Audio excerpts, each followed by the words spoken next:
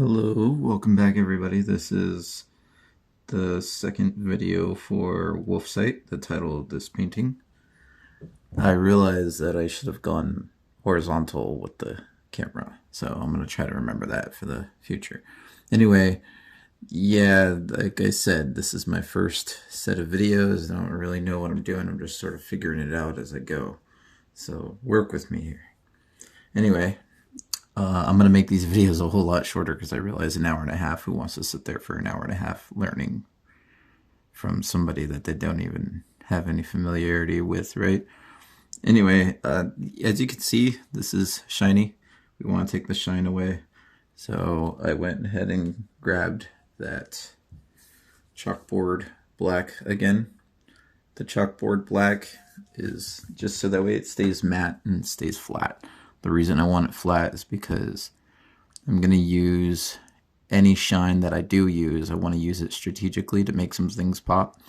I don't want it in everything, just so that way it adds to the depth of field. In case you're wondering what that means that something that is further away, I want it to be a little bit more matte, so it looks flat. And then something that's closer, I want it to be shiny, so it looks like it's catching more light. Hopefully we can achieve that. That sounds like a tall order now that I just said that out loud.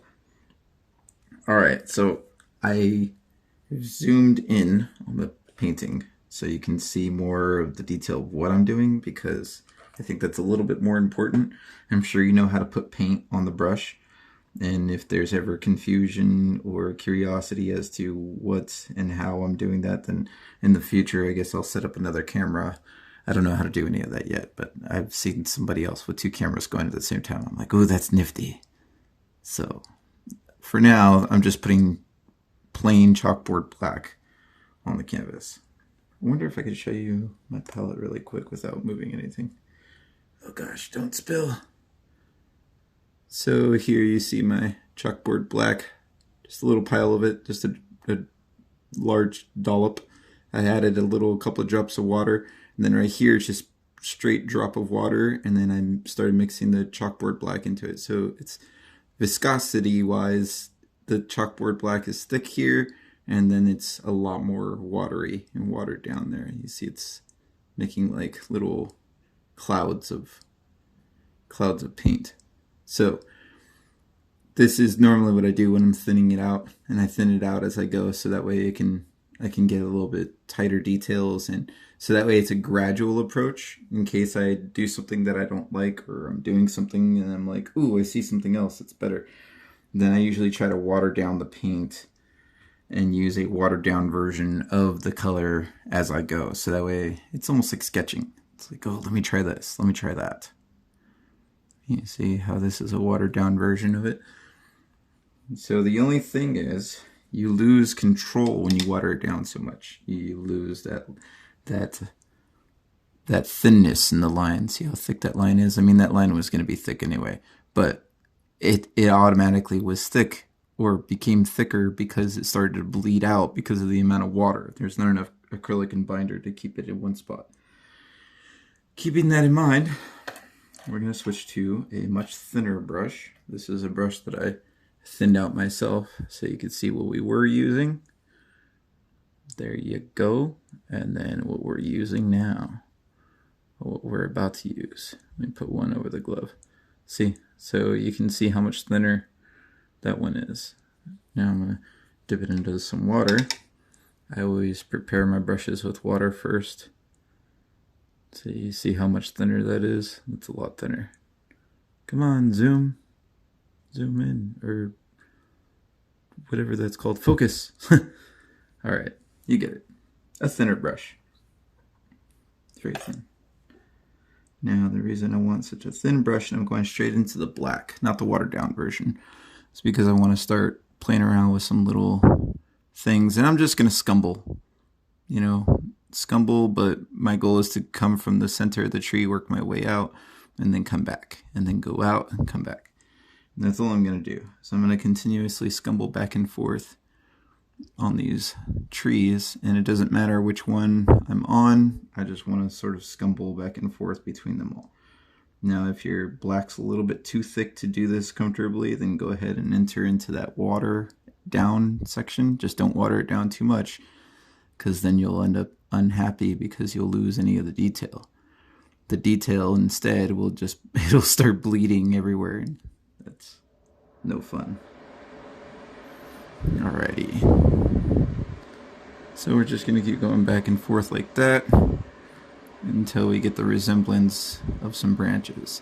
Now right here, I'm not too worried about going all the way around because I'm going to add a little tiny line of white. And that tiny line of white is going to give it the illusion or the appearance of curvature in the sphere of the eye, right? Since the eye is more spherical. Anyway, after I do that a couple times all the way down, then that little section will be good and done.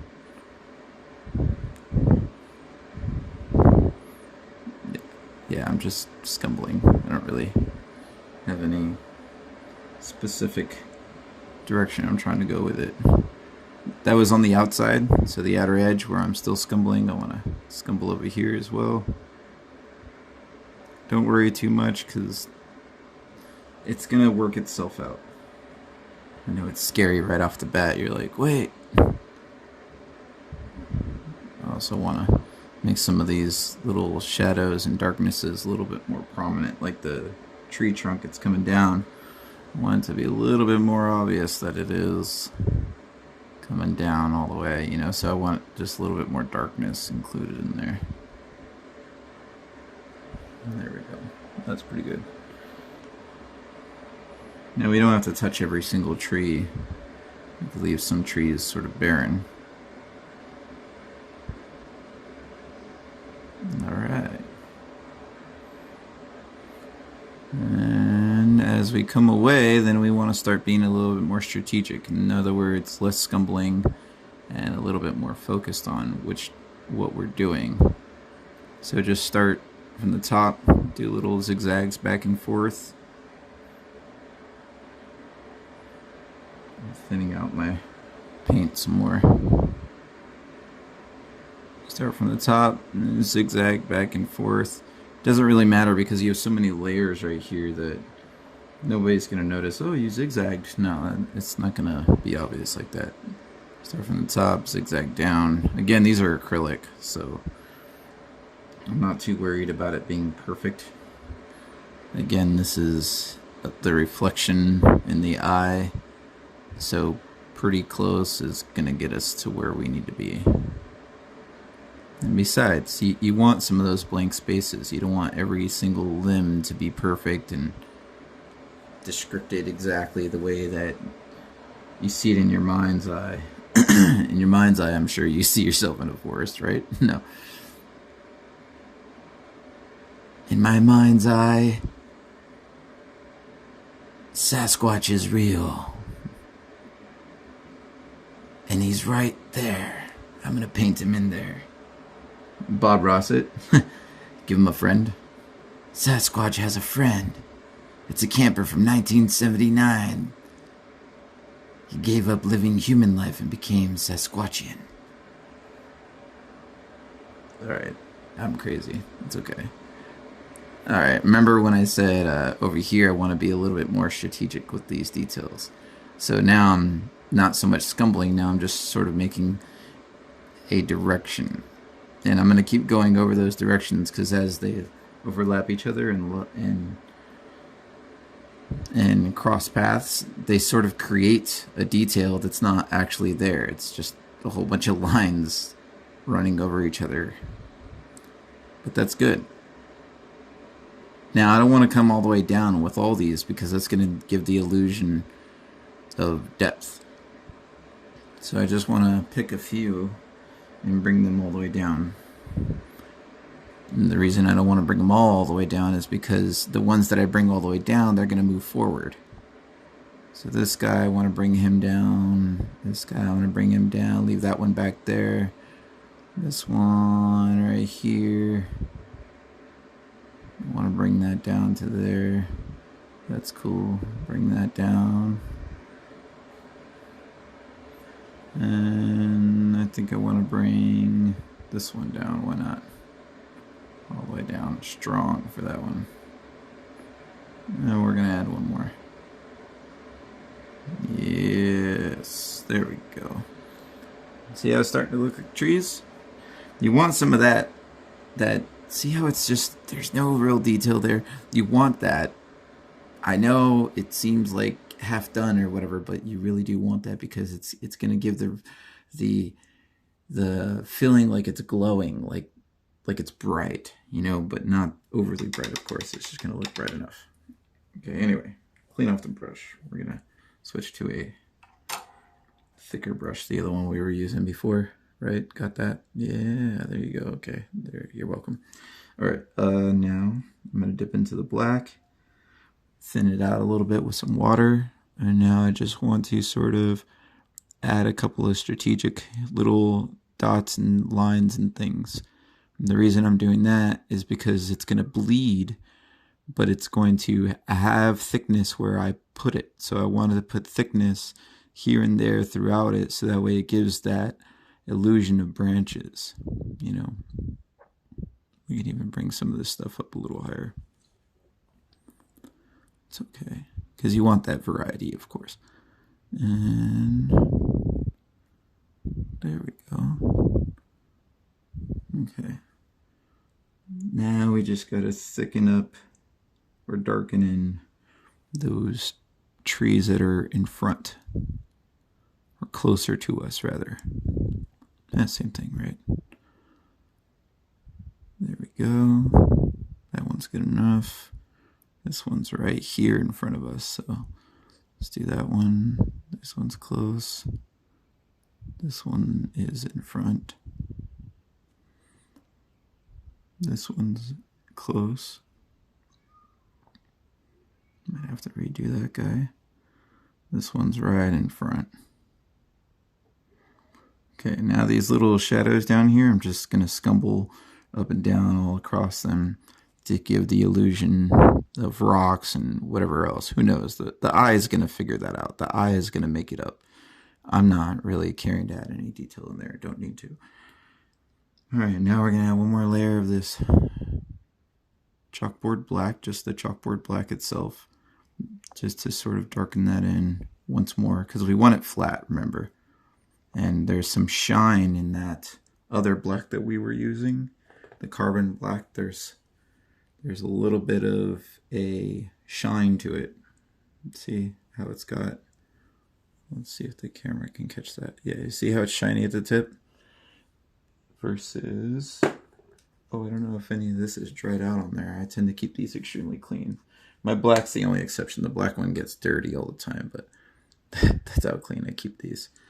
But you can kind of see that there's really no reflection here, you know, and that's on plastic, and it's still muting a lot of the reflection on plastic.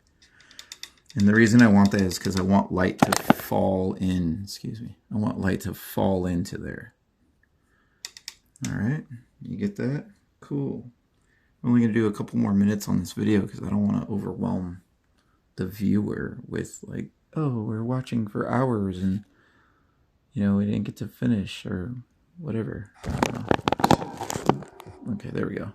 My bad. Had to zoom back in. All right. Next thing we're going to do is we're going to add a little bit of white to our palette. And I'm just using titanium white by Golden. I only use Golden acrylics or Liquitex. Golden or Liquitex. That's pretty much all I use. I don't think I use anything else. Alright, so I added a little bit of white into my palette. I'm going into the thinned out black. The very, very thinned out black. And I'm going to go back and forth until it makes a nice cloudy gray mixture. Okay, so there's my cloudy gray. It's not quite white, it's gray.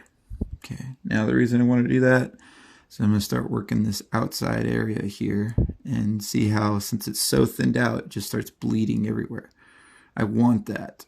I know it's kind of scary because you're like, wait, that ruined it. But it really didn't. I'll show you why later. Okay, now I'm just gonna touch this outline. I want to hit this outline all the way around, and this part of the outline as well. And that part we're gonna go ahead and darken. And we're gonna darken it now. The part that I just added, we're gonna darken it now while it's wet. So I dipped straight into just the chalk black itself, chalkboard black. There you go, you can see it. Okay, the chalkboard black, just a little dot. And now I'm gonna go up inside of here and work my way in while it's still wet.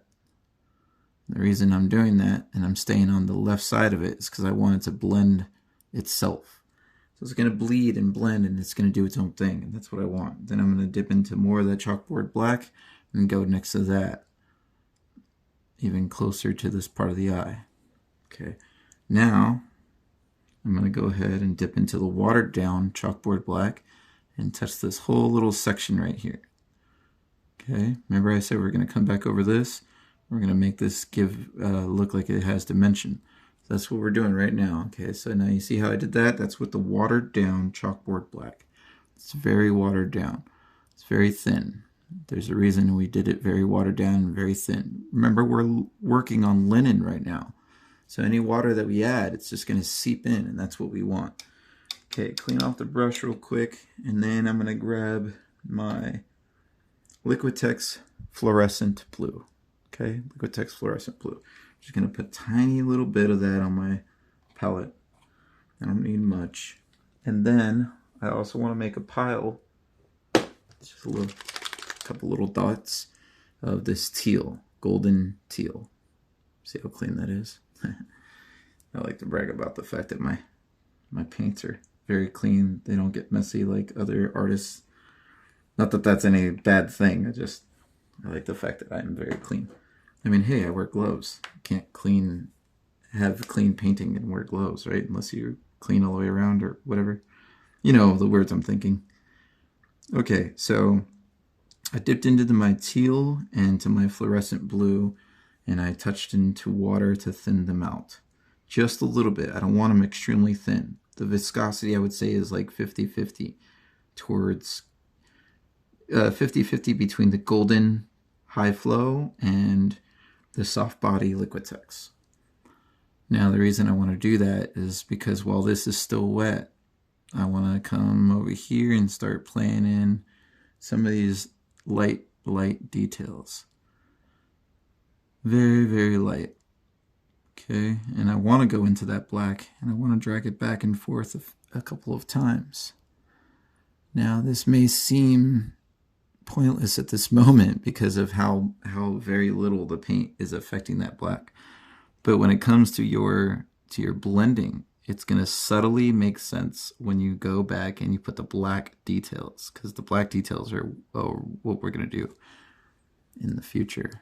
Okay, now that that's good, right? And I just want to capture that sort of little point. You know, so there's a point right here. Boom. And then another point. Okay, we're just going to add a couple more little random points. Because these are striations, right? The little muscle tissue in the eye. And that's another thing. You want to be a really good artist, just study everything about what you're painting. Study it all, because then you're going to... Then you have a reason to focus on these details. You have a reason to do something. You know, you have a reason to, why'd you add color to that? Why did you change this color? And it's because this muscle tissue sticks out further and it's closer to me. So it's going to have more color. Well, I didn't even know that was muscle tissue. Well, now you know, whatever. Okay, cool. So you see how we're starting to play around with that little detail. So it's adding some depth. I'm going to dip into the black, just the straight black itself, not the watered down black. And then we're almost at 20 minutes on this video. Okay, and just straight dipped into the black. Notice how I'm very, very careful to barely even touch the canvas. I'm almost kind of scared. And that's okay. Now, boom, just do another one. Okay, it's not going to go forever, so I'm going to dip back into the black. It's very, very thin right now. I don't know if you can see, but here. Come on. focus. There you go. It's very, very thin. You get it. Very, very thin.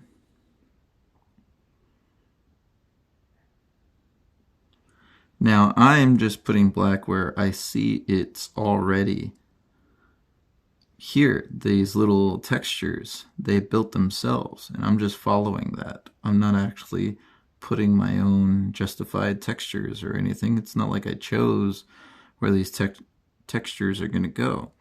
I'm just applying them where they are already. This is something that I learned from the guy who got me into painting. Is he just sort of let the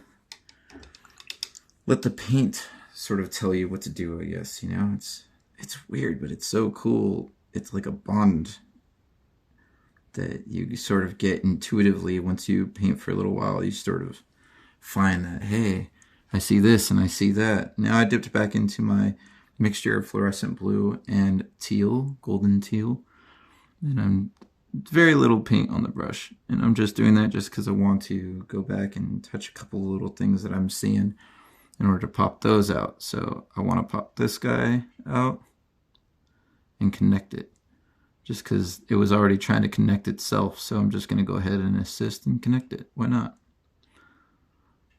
And then come over here where it'll just thin out and fall away. Thin out and fall away. Now any part that thins out and falls away, that goes behind the curve, right? So it's curved. So since it's going behind it, I want to darken it a little bit because it's going to catch a different part of light. So all I'm going to do is go into the straight fluorescent blue. I know it's darker to say darken it, right? And go into the fluorescent blue. Well, what I mean is hue-wise, I want to go towards a deeper hue, a deeper value, a lower value hue. And the fluorescent blue has a lower value hue than the teal does. It's very little, but it is a lower value. And then I'm just going to meet it at the edge there, and transparent, you know, watered down fluorescent blue. I'm just going to meet it halfway. And we'll do that one more time just to make sure it's nice and there we go. Because I do want it to barely be there, but I want it to be prominent enough that you can tell. And we're just going to do that up here too. A couple little spots. All right. Again, it doesn't have to be perfect, because once I see textures in there, I'm going to go back and put blacks and start popping out some of those little striations like we talked about. And then one more little thing that we're going to do before we move on from there, and I stop the video, is I'm going to pop those out.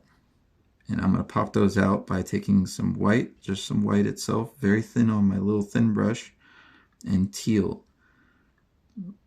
So I would say 50-50 white to teal ratio.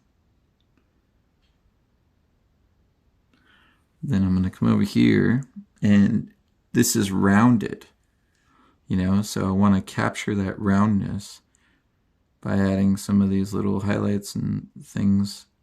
Very thin, it's okay. And I'm just going to add those to a couple of spots, and I'm going to let it be a broken line. A broken line means, you know, not every little dot is connected, and that's something else that I really enjoy about working on linen, is I can get a perfect line or a broken line with just pressure. You know, on canvas, it's kind of like you have a broken line depending on how thick or thin the paint is, depending on the viscosity of it. So it takes away my ability to manipulate it. So that's just very, very little detail. Now I'm going to come back with a very thin scrubber, very thin. So scrubber made my own.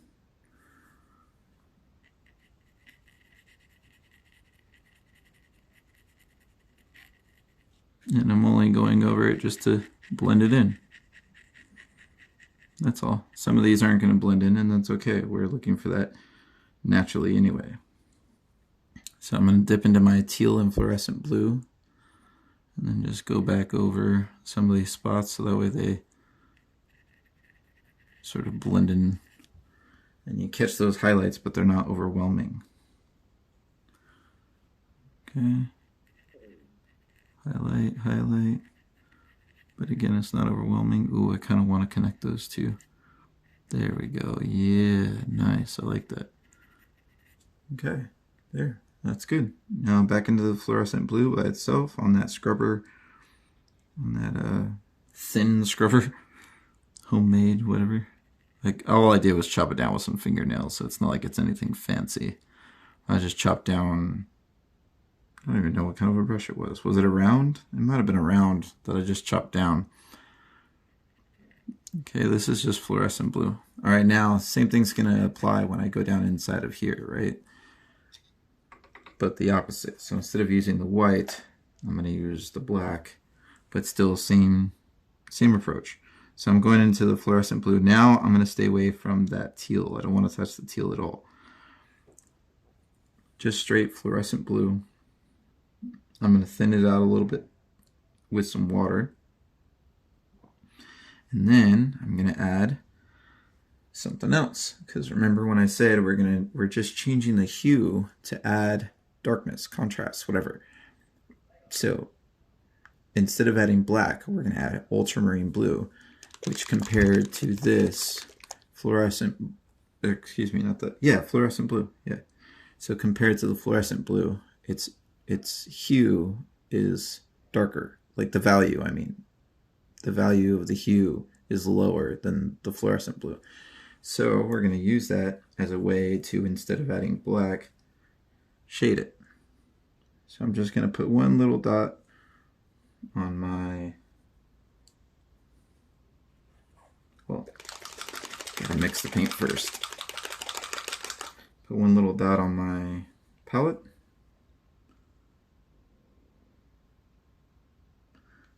Okay, I got one little dot. Done and done. And then close up my lid. We don't care how clean your paints are. Oh, okay, my bad. So now I'm just going to go back and forth between the fluorescent blue and that ultramarine blue to create a little bit of a darker hue. And I don't want a very thick amount of paint on this brush. I want it very thin. So there's my new color, which is almost exact there. It's a little bit darker than this, but that's okay. It's what we want. So now I'm just going to try to meet halfway between those little strands and these strands and allow them to blend together. Remember, that's probably still a little damp. Now I'm going to dip into the fluorescent blue, straight fluorescent blue, and try to come up and cross paths with those little striations, those little muscles and whatnot that contract and retract the pupil. Cool. Now I'm just going to go back with just a straight fluorescent blue and that thin brush, a very thin one. There's a lot of paint on that brush. Alright, there we go. Just connect them. It's okay if it's a little bit thick.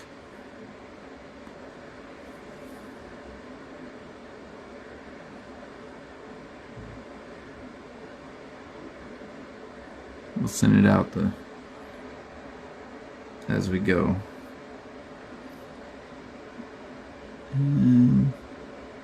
Oh, that's a good one right there.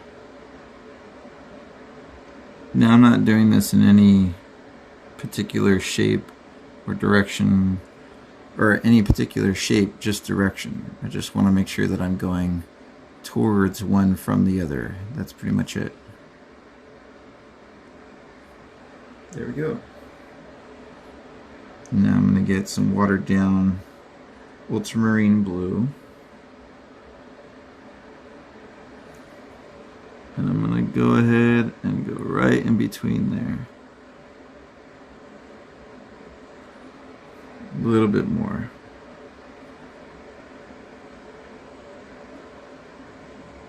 Ooh, that was a lot, but that's okay. You just want to sort of let these things happen. If it's a little too much, it's okay. Just come back with your fluorescent blue. Like I just put a little bit too much, but that's okay. I'm just going to come back with my fluorescent blue. Thin it out a little bit. Water is probably not going to do it anymore. We're probably going to have to switch to that medium, to the thinner, but that's okay. We'll get there. And there we go. Well, I want to keep going, but I don't want to make too long of videos and then you guys not watch them, so I'm wondering if 30-minute videos is enough. Well, we're going to continue doing that. Okay, so all I'm going to do is repeat these steps all the way around. And we'll show you on the next video how it looks.